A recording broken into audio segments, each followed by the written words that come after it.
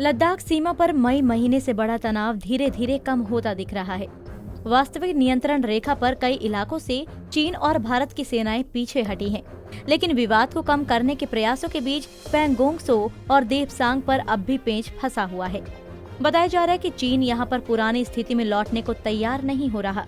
मंगलवार को दोनों देशों के बीच चुशुल में कोर कमांडर स्तर की चौथी बातचीत हुई, जो सुबह 11:30 बजे शुरू होकर बुधवार सुबह 2 बजे खत्म हुई। जानकारी के अनुसार चीन अब भी पैंगोंग त्सो और देपसांग पर चरणबद्ध प्रक्रिया के तहत तनाव को कम करने के लिए सहमत नहीं हुआ है, जबकि भारत ने दो टूक कह दिया है कि चीनी सैनिकों को इन इलाकों में भी पुरानी स्थिति में लौटना ही होगा। अब तक कुल 4 बार हुई बैठक में इसी मसले को सुलझाने पर बात हुई। तनाव कम करने के लिए अब तक क्या हुआ? आपको बता दें कि मई महीने से ही LAC के दोनों तरफ हजारों की संख्या में सैनिकों की तैनाती की गई है। साथ ही युद्ध स्तर पर तोप, टैंक, मिसाइल के साथ ही फाइटर जेट और दूसरे सैन्य साजो सामान तैनात हैं। जानकारी के मुताबिक फेज 1 में दोनों देशों के सैनिकों द्वारा पीछे हटकर एक बफर जोन बनाया गया था। पिछले महीने जिस गलवान इलाके में जहां सैनिकों के बीच खूनी झड़प हुई थी, वहां अब दोनों ही पक्ष पीछे हट चुके हैं। गलवान घाटी के अलावा हॉट स्प्रिंग्स और गोगरा में दोनों ही देशों के सैनिक पीछे हटे हैं और तनाव कम करने के लिए अस्थायी तौर पर यहां नो पेट्रोलिंग जोन पर सहमति बनी हुई है। हालांकि अब फेज 2 की प्रक्रिया काफी मुश्किल है, इसमें कई महीने लग सकते हैं। कमांडर स्तर की बैठक में सैन्य टुकड़ियों और भारी हथियारों को पीछे करने की टाइमलाइन पर बात हो रही है।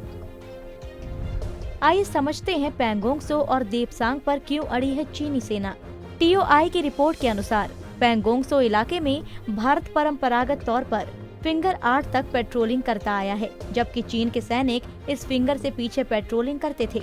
मई में चीन के सैनिक सैन्य साजो सामान के साथ भारतीय इलाके फिंगर 8, फिंगर 7, फिंगर 6, फिंगर 5 से बढ़ते हुए फिंगर 4 तक चले आए थे। इसी पर मई महीने में फिंगर 4 इलाके में दोनों देशों के सैनिकों के बीच धक्का मुक्की भी हुई थी। अब चीनी सैनिक फिलहाल पैंगोंग त्सो इलाके में फिंगर 4 से पीछे हटकर फिंगर 5 पर आ गए हैं, जबकि उन्हें फिंगर 8 से पीछे जाना है। पैंगोंग त्सो की तरह ही देपसांग में भी गतिरोध बना हुआ है। गलवान के उत्तर में स्थित देपसांग रणनीति तौर पर महत्वपूर्ण दौलत बेग ओल्डी पर भारत के पोस्ट के करीब है, इसीलिए ये बहुत ही अहम इलाका है। जानकारी के अनुसार यहाँ चीनी सैनिक पेट्रोलिंग पॉइंट 10, 11, 12 और 13 पर भारतीय सेना की पेट्रोलिंग में रुकावट डाल रहे हैं।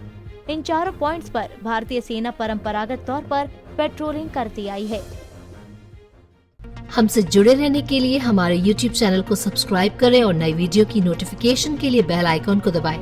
अगर आप ये वीडियो Facebook पर देख रहे हैं तो लाइक जरूर करें और ज्यादा से ज्यादा शेयर करें। धन्यवाद।